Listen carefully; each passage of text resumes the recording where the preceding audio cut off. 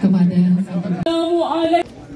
lintas sejarah peristiwa setuju dalam rangkaian sejarah PDRI, Pemerintahan Darurat Republik Indonesia. Pada tanggal 18 Desember 1948,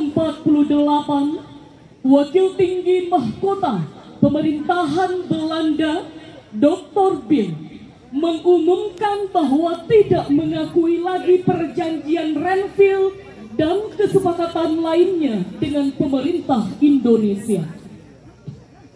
Kemudian pada tanggal 19 Desember 1948, Ibu Kota Yogyakarta telah dikuasai dan diduduki oleh pemerintahan kolonial Belanda, pertanda Belanda ingin menguasai kembali dan menjajah Indonesia.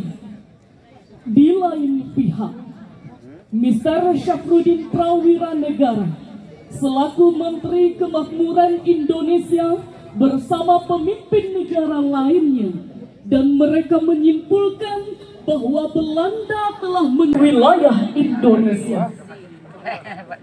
Pada jam 18.00 waktu Indonesia Barat, Mr. Syafruddin Prawira Negara bersama Kolonel Hidayat dan pimpinan lainnya menemui Mr. Tengku Muhammad Hasan selaku Komisaris Pemerintahan Pusat yang berkedudukan di Bukit Tinggi. Dalam pertemuan singkat tersebut telah disepakati untuk membentuk pemerintahan darurat, tapi belum dihadiri secara lengkap oleh tokoh-tokoh yang berada di Bukit Tinggi. Sementara itu, pada tanggal 19 Desember 1948, Presiden Insinyur Soekarno dan Wakil Presiden Muhammad Hatta mengirim mandat melalui telegram kepada Mr. Syafruddin Prawira Negara selaku Menteri Kemakmuran Republik Indonesia yang sedang berada di Bukit Tinggi untuk membentuk pemerintahan darurat Republik Indonesia karena ibu kota Yogyakarta sudah dikuasai oleh Belanda. Presiden Insinyur Soekarno dan Wakil Presiden Muhammad Hatta beserta Sultan Syahrir telah ditangkap oleh Belanda dan diasingkan ke Brastagi dan Pulau Bangka.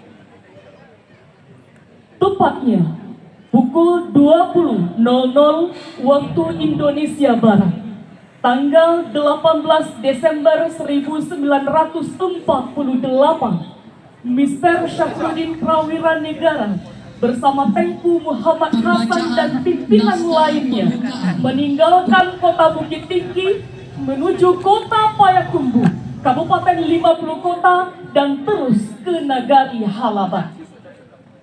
Pada tanggal 22 Desember, Mr. Syafruddin Prawira Negara mengadakan rapat untuk pembentukan dan mendeklarasikan pemerintahan darurat Republik Indonesia dengan susunan kabinetnya, yaitu Mr. Syafruddin ditetapkan sebagai Ketua PDRI, merangkap Menteri Pertahanan, Menteri Penerangan, dan Menteri Luar Negeri.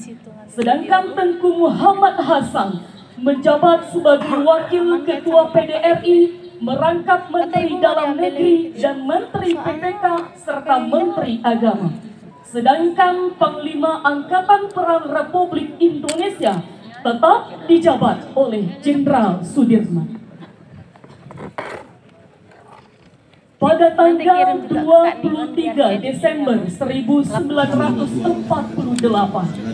Mr. Syafruddin Prawira Negara dan kawan-kawan melanjutkan perjuangannya secara global menuju Bangkinang, Taratak Puluh, Batuli PKI, dan mereka terus menuju Kiliran Jauh, Pulau Punjung, Abai Sangir, Bidar Alam, dan Sumpur Kudus.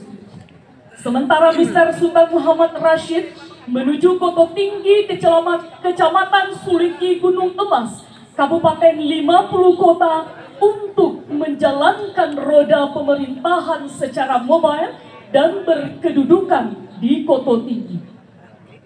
pada tanggal 10 Januari 1949, Kota Tinggi mendapat serangan dari tentara kolonial Belanda dengan maksud menangkap para pejuang dan memusnahkan pemancar radio yang ada di Puadata Kota Tinggi. Tapi tujuan Belanda itu tidak berhasil karena para pejuang terlebih dahulu menyingkir dan pemancar telah diselamatkan.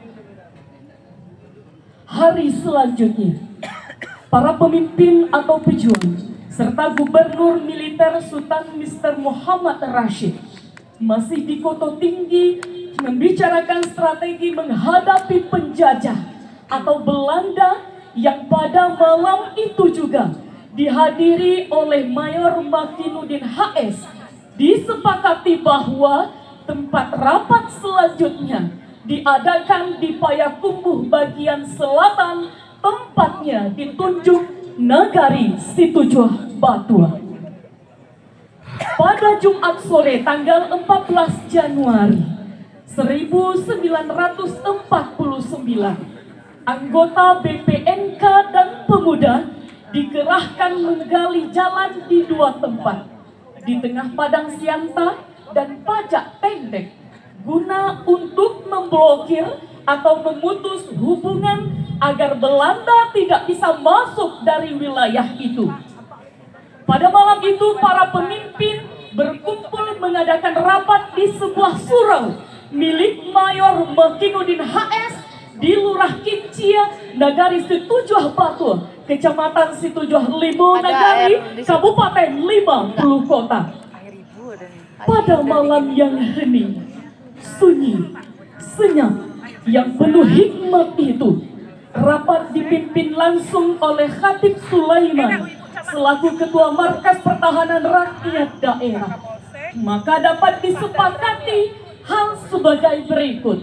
Yang pertama, kita menyerang kota Payakumbuh dari segala jurusan dan mendudukinya, walaupun beberapa saat, guna meyakinkan dunia luar bahwa rakyat Indonesia tetap berjuang mengusir penjajah. Yang kedua, mengatur dan menyempurnakan persenjataan di setiap komando pertempuran. Dan yang ketiga, mengobarkan semangat perang gerilya di setiap masyarakat dan menanamkan rasa benci terhadap penjajah.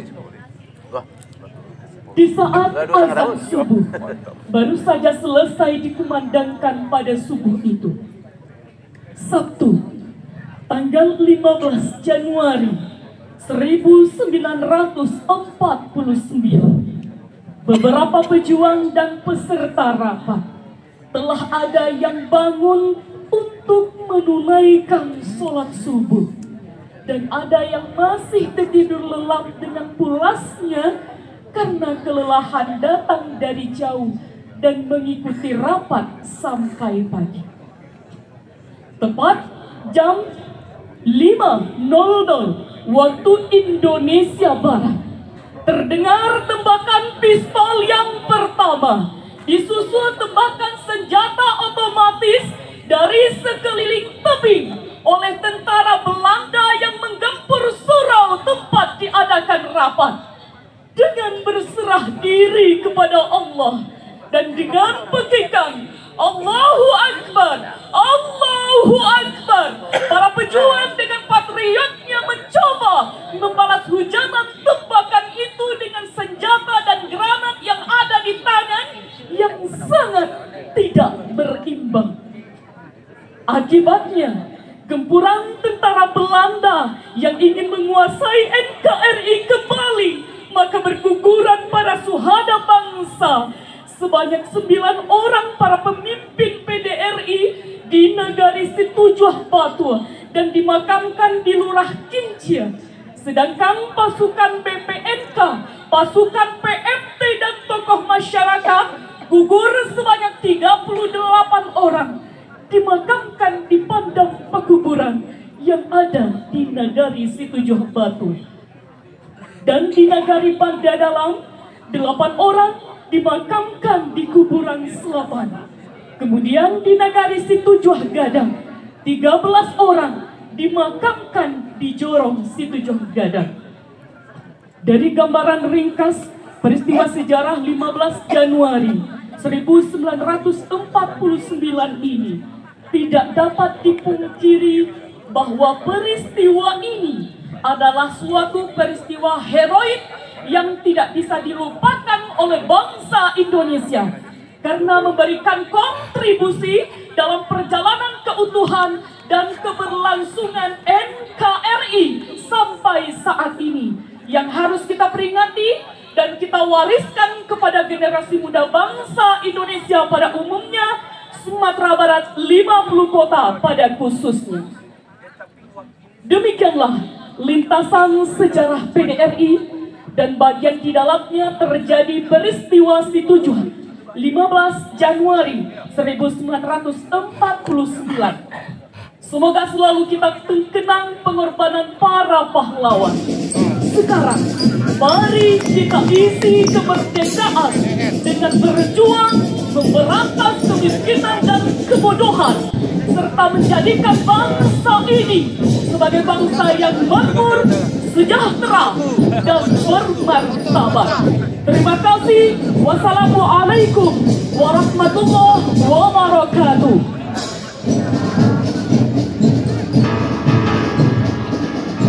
Upacara dimulai. Jadikan bukti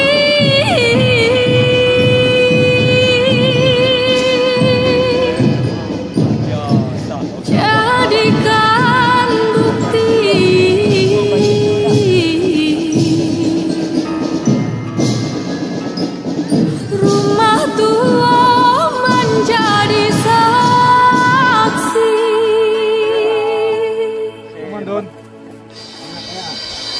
Mau balik Januari 9 balik sampai 9 tak jadi. Tak sabui sejarah di kampung kita, lurah kincian namunyo.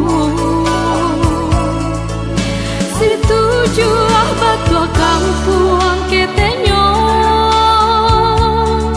di luar dan buksunan denai cinta. Pokok sejarah nagarinanku, Katib Sulaiman namunyo. Bukti sejarah rumah tua kita lihat bersama. Di halaman duka ada 9 pusara. Kanalah jasa pejuang Minang, tiba masanya cerita dipasang. Jadikan bukti, jadikan bukti, rumah tua menjadi saksi.